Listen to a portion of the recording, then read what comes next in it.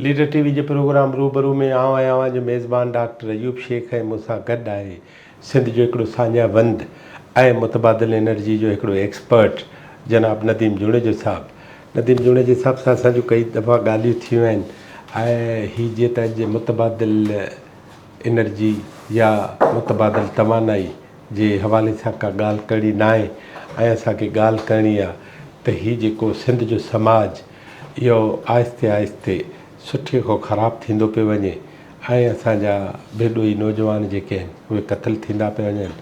मुंहिंजो इशारो आहे कानून ऐं अदालतुनि खां मथां ई क़तल जेको डॉक्टर शाहनवाज़ कुंभार जे क़तल जी सूरत में असांजे साम्हूं आयो आहे उन जे बारे में असां नदीम सां कुझु ॻाल्हाइणु चाहियूं था ऐं उनजो तबसरो वठणु चाहियूं था, ख़ुदि उन जा मुशाहिदा करणु चाहियूं था ऐं असीं चाहियूं था त सॼी सिंध जा माण्हू जेके आहिनि क़तल जे हिन घड़ी में, दुख जी हिन घड़ी में ऐं हुन फैमिली सां थियल सान्य में सभु उन सां गॾु बीहनि, अख़लाक़ी तौर ते आवाज़ जे हिसाब सां, ललकार जे हिसाब सां ऐं हिकिड़ी दुआ जे हिसाब सां बि उन फैमिली सां गॾु बीहो। जे गॾु न बीहंदासीं त सभु अकेला अकेला शाहनवाज़ हूंदासीं। इन करे अचो त पाण गॾिजण जी हिकिड़ी नंढड़ी कोशिशि कयूं। नदीम अस्सलाम वालेकुम। वॾी महिरबानी। आओ सम्झणु चाहियां थो त सिंध जो समाज किथे पहुतो आहे, हीअ सभु कुझु छा थियो आहे? डॉक्टर साहब इन जा इंटरनेशनल बि कुझु 9/11 खां पोइ दुनिया खे जेको आहे हिननि इंटरनेशनल क़ुवतुनि पंहिंजनि मुफ़ादनि जे करे हिकिड़े मज़हबी बाहि में धिके छॾियो आहे ऐं उन जा आफ्टर शॉक्स इहे हलनि था पिया ऐं जेके तव्हां असां भोॻियूं था पिया। ऐं सिंधी समाज जी जेसिताईं ॻाल्हि कजे त सिंधी समाज हिन वाक़े खां पोइ जे ते अगरि ॻाल्हाइजे त सिंधी समाज हिकिड़ी बेबुनियाद इल्ज़ाम खे जेको ग़ैर तस्दीक शुदा इल्ज़ाम हुयो कंहिं नौजवान ते उन ते रजिस्ट कयो आहे ऐं न ई हुन नौजवान खे ॾोही हुजण जी सूरत में का सपोर्ट ॾियणु चाहे थो ही सिंधी समाज, न ई हुनखे को असां जेको मावराए अदालत क़तल खे सपोर्ट कयूं था। असां ॿिन्ही एक्सट्रीम जे ख़िलाफ़ु आहियूं। न असां कंहिं बि असां न ई कंहिं ॾोहारी असां कंहिं बि अक़ीदे जे एहतराम में बीठा आहियूं। असां बिल्कुलु बिल्कुलु असां चाहियूं था त हर मज़हब जो एहतराम हुजणु खपे। नबी पाक सल्लल्लाहु अलैहि वसल्लम जी शान में काई बि गुस्ताखी काई बि शइ न क़बूल न हुजणु खपे, नाक़ाबिल क़बूल आहे। पर उन सां गॾोगॾु कंहिं ते अगरि इहो इल्ज़ाम लॻे थो त उन माण्हूअ खे सफ़ाई जो मौक़ो ज़रूरु मिलणु खपे त एदर इहा ग़लती या इहा सरज़निश हुन कई आहे या न। ऐं उहो बि अॼुकल्ह जे डिजिटल मीडिया जे दौर में जॾहिं हर शइ हर डिजिटल अकाउंट हैक थियनि था ऐं कंहिंजे बि अकाउंट तां अहिड़ी शइ अची सघे थी। असेंबली में बि कल्ह असांजे कंहिं MP इहा ॻाल्हि कई त कंहिंजे बि मोबाइल तां कंहिंजे बि अकाउंट तां अहिड़ी क़िस्म जो मवादु अॻिते वञी सघे थो पियो त उन दौर में तव्हां जेका लागू या ड्यू इन्वेस्टिगेशन आहे उन खां बग़ैर कंहिं माण्हूअ खे ॾोहारी करार नथा ॾेई सघो। मज़हब हथियार आहे या आवाम जी कमज़ोर पोज़ीशन मोर्चो आहे? मज़हब अक़ीदो आहे हर माण्हूअ जो ज़ाती, उनखे हू प्रैक्टिस करे। स्टेट जो कमु आहे हुनखे आज़ादु छॾे पंहिंजे अक़ीदे जी बुनियाद ते जेको बि हू प्रैक्टिस करे थो हू करे। हीअं चओ स्टेट ऐं मज़हब खे मां नथो सम्झां त स्टेट खे मज़हब जे मुफ़ाद में हुजणु खपे ऐं न ई मज़हब खे स्टेट मफ़ाद जी न मज़हब जी धुर न हुजणु खपे। हा बिल्कुलु बिल्कुलु न हुजणु खपे। मज़हब हिकिड़ो ज़ाती मसइलो आहे, हर अवाम जो हर अलाह जी ऐं बंदे जो मसइलो आहे पाण ॼाणनि। स्टेट खे इहा आज़ादी इंश्योर कराइणु खपे त हर माण्हू पंहिंजे अक़ीदे जी प्रैक्टिस आज़ादी सां सुकून सां हिफ़ाज़त सां करे सघे। ठीकु थियो जी। हाणे हीउ जेको वाक़ियो थियो असां अयूब खान जो वाक़ियो पढ़ियोसीं तॾहिं त कान हुआसीं हुते, नौरोज़ खान वारो। जी। हीउ बि त उहो ई थियो न? हा। तव्हां हुनखे हलफ़ ॾेई वठी आया, तव्हां तुंहिंजो पुटु अची वेंदो। हा, तव्हां हिकिड़े माण्हू खे ज़मानत ॾेई, शख़्सी ज़मानत। पाण वटि समाज में इहे हिकु ॿिए जो थींदो आहे न, शख़्सी ज़मानतूं हलंदियूं आहिनि न। हिकिड़ो माण्हू कंहिं इल्ज़ाम हेठि हुयो, उनखे तव्हां वाइदो करे ॾिसो न, रियासत या पुलिस या जेके इदारा आहिनि उहे इन लाइ हूंदा आहिनि त उहे तव्हांखे तहफ़ुज़ ॾियनि।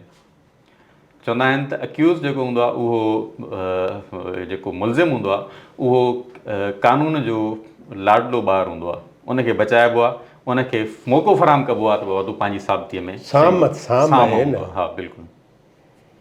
जी। हाणे उहे वठी आया, जी ओचितो बिना ख़बर जे क़त्ल थी वियो। जी हीउ क़त्ल पुलिस कयो, जी पुलिस जेका स्टेट जी आर्गन आहे, जी हीअं बिल्कुलु ऐं वाइदो कयो हुन जे वालदेन सां, जी ठीकु आहे न।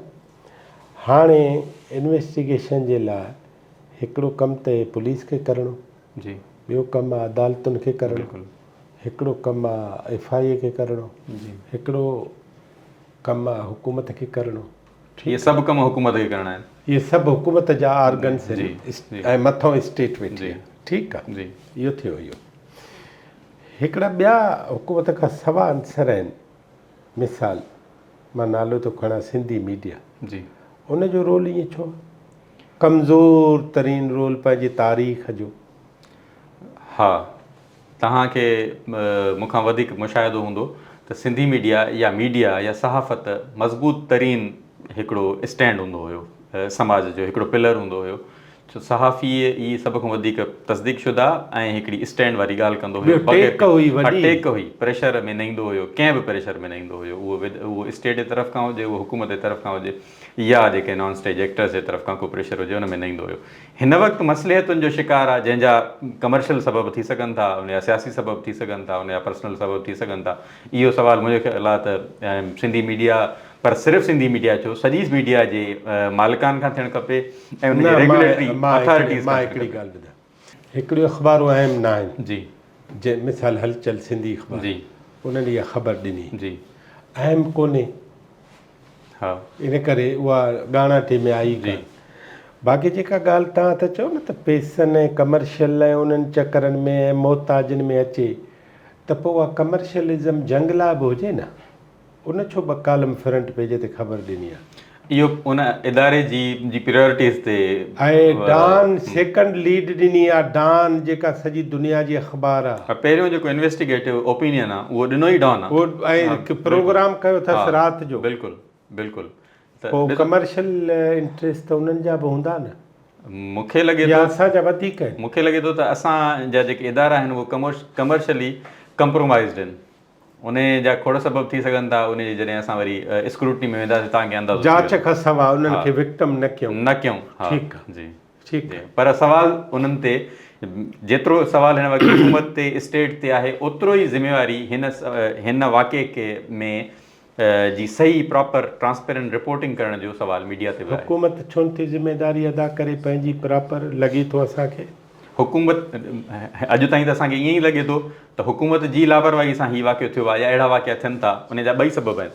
लॉ एंड ऑर्डर जी सिचुएशन छो थी पैदा थिए, हिकिड़ो माण्हू इन नहेज ताईं छो थो पहुचे, ॿी धुर इन नहेज ताईं छो थी पहुचे जो हू कानून हथ में खणी ऐं पंहिंजा फ़ैसिला रस्तनि ते कंदी वठे, मॉब जस्टिस जे तरफ़ छो थो वञे। इहा त स्टेट जी या हुकूमत जी कमज़ोरी आहे, तॾहिं वञे थो न ॿिन्ही पासे, एदर विक्टम जे साइड या जेको माण्हू हमिलो करे थो, ॿिन्ही जे साइड। ॿिन्ही खे ईअं छो थो लॻे त असांजो जस्टिस जेको आहे उहो असांजो फ़ैसिलो अदालत में कोन थींदो, असांजो हुकूमत असांजो जो कुझु न कंदी, असां पंहिंजे ज़ाती तौर ते पंहिंजा झेड़ा पाण निपटायूं।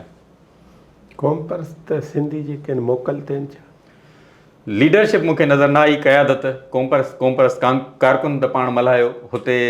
कल्ह जेके माण्हू पहुता, जेको सिंधी शऊर पहुतो, उहो कॉम्पर्स लॾो ई हुयो सॼो।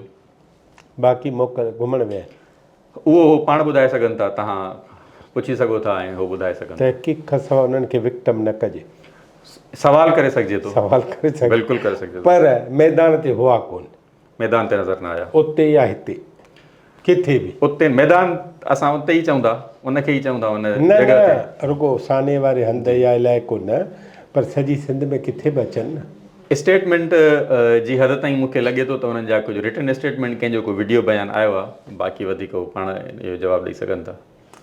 सिंध जी साञ, सिंध जो शऊर, सिंध जी सुजाॻी, बेदारी ऐं जेकी ॻाल्हियूं त असां पाकिस्तान में सभ खां वधीक बाशऊर आहियूं, हिन वाक़ई इहो ॻाल्हि साबित कई आहे या इन खां इनकार कयो आहे? इन ॻाल्हि खे इंडोस कयो आहे ऐं उमेदुनि खां 10 दफ़ा वधीक इंडोस कयो आहे। उते माण्हू जेके पहुता, सिंध जो शऊर पहुतो, उन्हनि इन ॻाल्हि खे बिल्कुलु बावर करायो त असां सिंधी माण्हू पंहिंजनि इस्लाम खे सही तरह सां सम्झूं था, उनजी रूह खे बि सम्झूं था ऐं कंहिंजी सां थियल नाजाइज़ी खे बि सम्झूं था। ऐं असां सम्झूं था त हिन वाक़े में हिन विक्टम धुर सां नाजाइज़ी थी आहे? आख़िरी ॻाल्हि थो पुछां, हिकिड़ी अजीब ॻाल्हि आहे, सफ़ा अजीब। उहा हीअ आहे त घणा माण्हू हूंदा जिन डॉन खे लिखत में को फ़ोन करे शाबास ॾिनी हूंदी त शाबास हुजे तोखे, घणा हूंदा? मूंखे नथो लॻे। एप्रिशिएट कयो हूंदो तव्हां, असां जीअं कचहरियुनि में कयूं था ईअं कयो हूंदो, लिखत में न कयो। इहो सिंधी माण्हुनि जो रवैयो ख़बर अथव कहिड़ो रवैयो आहे? जी तव्हांखे अहसासु आहे हिन जो? जी कमु लथो ॾखणु विसरियो। इन करे सिंधी माण्हुनि खे पंहिंजो रवैयो बि करेक्ट करिणो पवंदो। आई एंडोस, बिल्कुलु ईअं हुजणु खपे त जेको माण्हू हिन ॾुखे वक़्त में right side of the history आहे उनखे ज़रूरु एप्रिशिएट करणु खपे। एदर इहो कोई मीडिया चैनल आहे, हुकूमती धुर आहे, को सोशल एक्टिविस्ट आहे, या को मकतब फ़िक्र आहे, उनखे बिल्कुलु असांखे एप्रिशिएट करणु खपे। वॾी महिरबानी तव्हां सां ॻाल्हाइण जी। वरी असां पंहिंजे डॉक्टर शाहनवाज़ ते जेके बि दोस्त आहिनि ॻाल्हाइणु चाहिनि था उन्हनि सां ॻाल्हाईंदासीं। नाज़रीन, ही हो जनाब नदीम जुनेजो साहब। ऐं असां ॿई इन ॻाल्हि ते मुतफ़िक़ आहियूं त सरकार खे जेको रोल अदा करिणो हो सो उन न कयो। असां हिन ते बि मुतफ़िक़ आहियूं त क़ौम परस्त सियासत कंदड़ अॻुवान जेके आहिनि सिंधी मीडिया वांगुरु ग़ाइबु लॻा पिया आहिनि। ऐं असां हिन ते बि मुतफ़िक़ आहियूं त जेकॾहिं को सुठो कमु करे त उनजी मञता लाइ सिंधी माण्हुनि खे पंहिंजा रवैया तब्दील करणा पवंदा। ऐं उन खां सवाइ को बि वस कोन्हे। ऐं बक़ौल नदीम जी त असांजी सान्याबंदी, असांजी शऊर, उनजी फतह आहे त हेॾे वॾे डिप्रेशन ऐं हेॾे वॾे हमले खां पोइ बि सिंधी माण्हू गॾु था थियनि ऐं सिंधी माण्हू ख़राब खे ख़राबु था चवनि, सुठे खे सुठो था चवनि। लीडर टीवी में वरी कंहिं ॿिए महिमान सां गॾु हूंदासीं। अव्हां जी वॾी महिरबानी।